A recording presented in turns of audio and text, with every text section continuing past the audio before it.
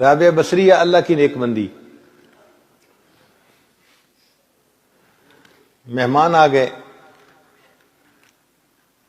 مغرب کا وقت ہو گیا، خادمہ کہنے لگی کہ جی مہمان ہیں، کھانے کے لیے کوئی چیز تو ہے نہیں، تو مہمانوں کا کیا کریں گی؟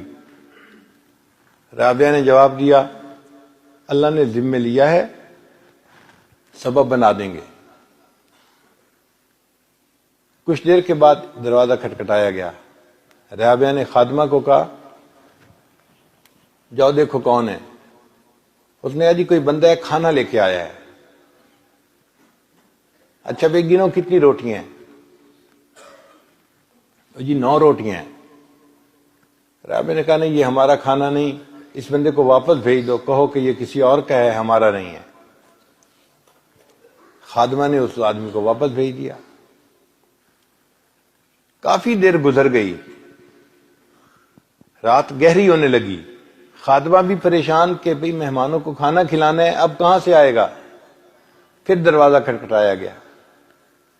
رابعہ نے خادمہ سے کہا کہ دیکھو کون، کوئی بندہ کھانا لایا ہے، ذرا گنو روٹیاں کتنی ہیں؟ جی روٹیاں 9 ہیں۔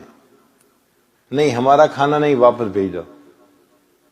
اس نے کہا واپس بھیج دوں تو مہمانوں کو کیا کھلانا ہے؟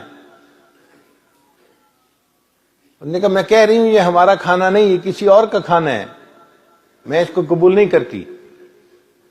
اس نے کہا کہ مجھے ریزن تو بتائیں، آپ اس کھانے کو واپس کیوں بھیج رہی ہیں؟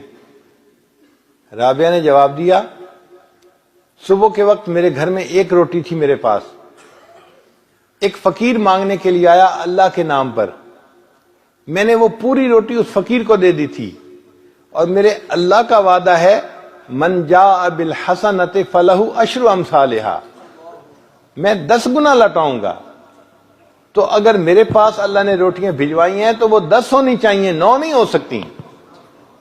خادمہ نے ہاتھ جوڑ دیے پلیز مجھے معاف کر دے، 1 روٹی میں نے اپنے لیے رکھ لی تھی، وہ 10 ہی ہیں۔